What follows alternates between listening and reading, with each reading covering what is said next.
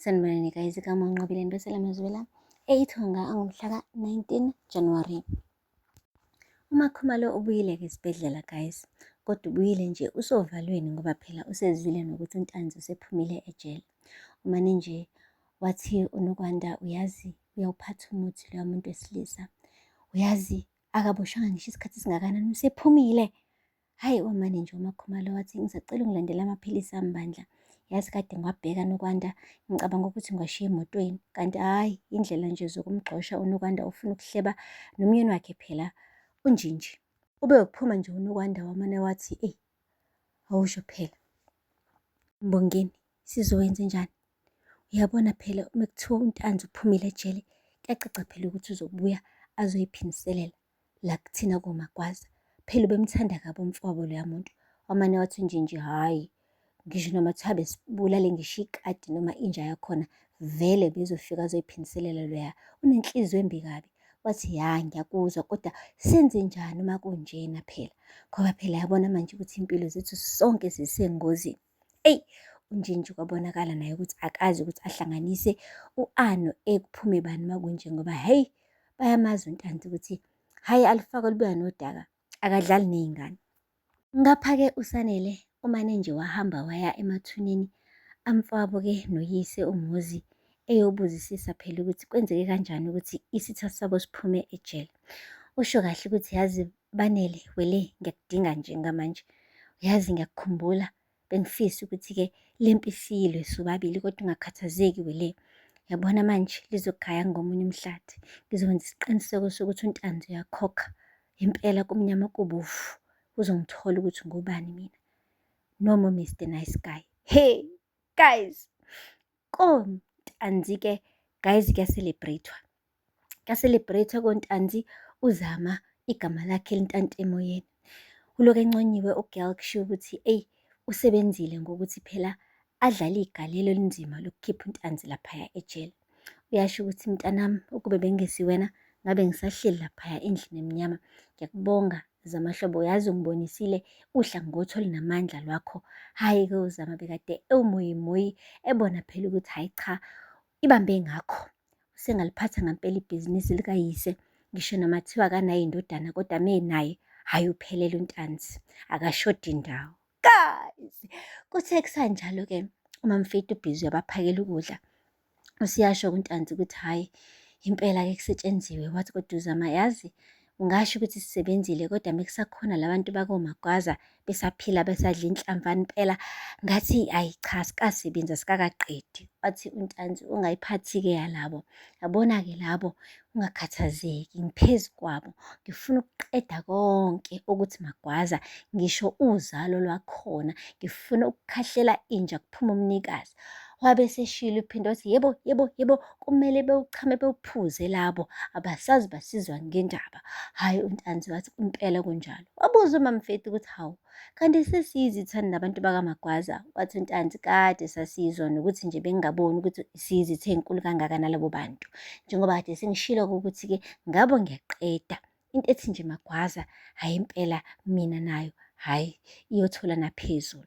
Ayi akajabulanga kanje uphinda, bengingathi impela mekuthiwa kuyiwe empini kuyobulawa abantu bakoMagwaza, kuyobulawa isitha sakhe esikhulu, kanti hhayi cha, phela yena bakaze bebulale ngisho isihlobo sakhe laphaya koNtanzi. Ucushisiwe ubhuti, ube uyakhohlwa ukuthi akasilona ilunga lomndeni, amane eyithenga iphathi kube sengathi naye uwuNtanzi, kanti cha yena guys uNdlovu. Kodwa-ke asikho lapho ngoba phela useyibone yindodana, njengoba phela egajele uZama. Asimyeke sibone ukuthi le ndaba izophetha kanjani, ngoba nabo oMagwaza phela abawona amavaka guys.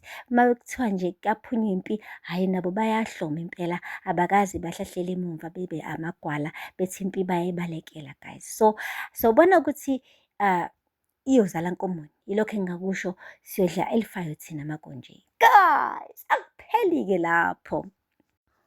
Umama lo oyimeya okuyena-ke ohambile wayokhipha izizumbulu zemali zokukhipha uNtanzi laphaya ejele phela ley'mali ey'nikeziwe uZama. Ufikile-ke kuNtanzi ezoxoxa naye phela njengoba nje besizene.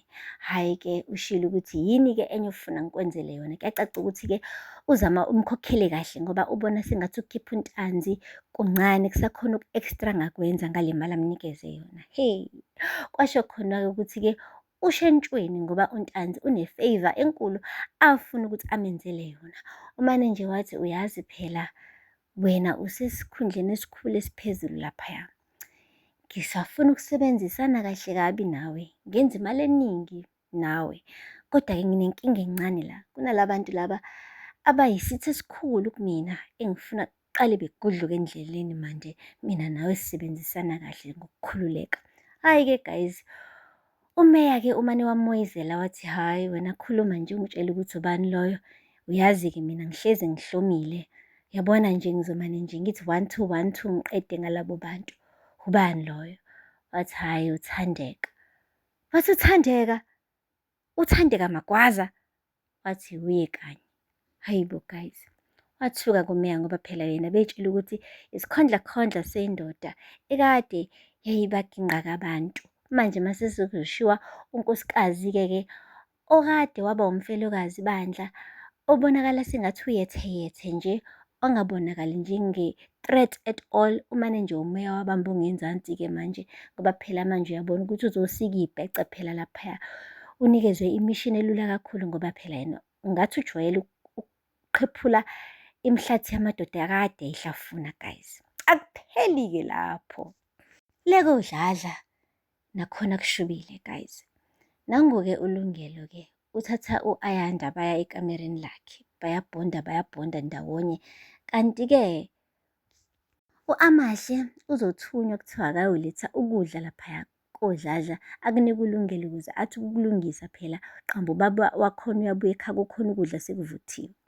Hhayi-ke guys, i-bad timing-ke imane nje yamane yenzeka ngoba uthe ngqongqoze uNtombo ekamereni wathi uLungelo makangene babonakala u-Ayanda ukuthi bobabili sebeyathandana. Wathi u-Ayanda ngeke ngikwazi phela umngani wami mina u-Amahle wacasha ngaphansi kombhede. Hey, ufikile-ke guys u-Amahle wathi, hawu vula isicabha yini wena manje Lungelo yini?